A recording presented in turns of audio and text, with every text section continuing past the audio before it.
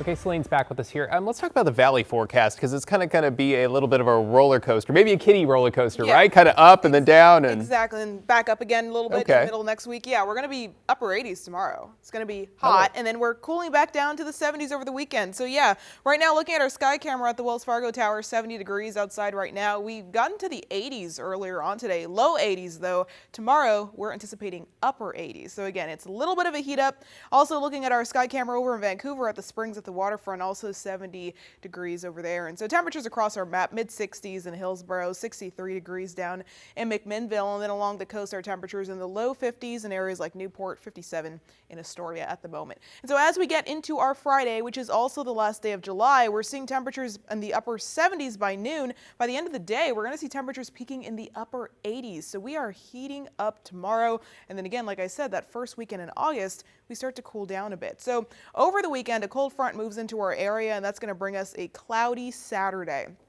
We're going to see temperatures dip down to the 70s. It's going to be cloudy majority of the day, and we're even going to have a potential for some rainfall here in the Portland metro area.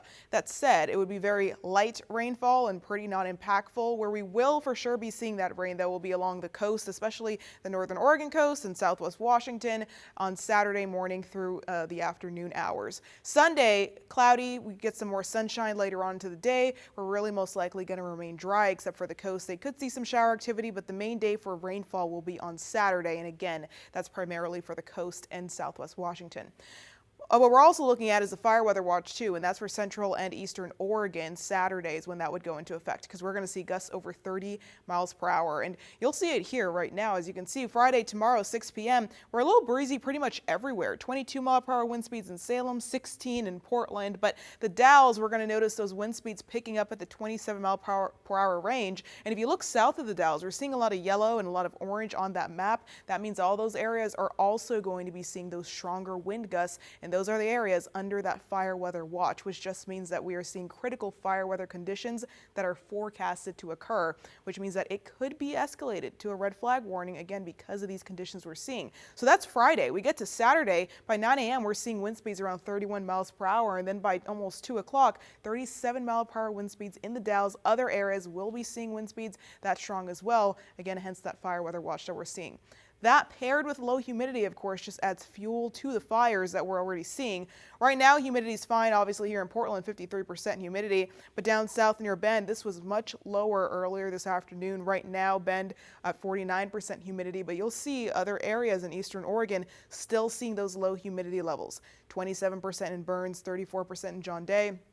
Again, as we see humidity levels this low with those stronger winds, that's really what we're worried about as we enter the weekend. Air quality right now is looking pretty good in most areas. Of course, eastern Oregon still holding on to the unhealthy air quality, unfortunately, just from all the smoke from the wildfires. And over the weekend also, winds are going to be blowing from west to east, which is just going to blow that smoke more so in that direction. But looking at our futurecast, as we get into Saturday morning, you can see we have the rain along the coast. It comes into the Portland area by the afternoon. It'll be very short-lived and also minimal. We get to Sunday, looks like some showers along the coast, but that's when we start to get some more sunshine, and we see temperatures in the 70s like you'll see here. So 88 tomorrow, 70s over the weekend, Monday 80s, and then it looks like the 90s return by Tuesday. So David, like you said, it's a little kiddie roller coaster ride. We're going to take the 7-day and run with it. Thanks, Celine.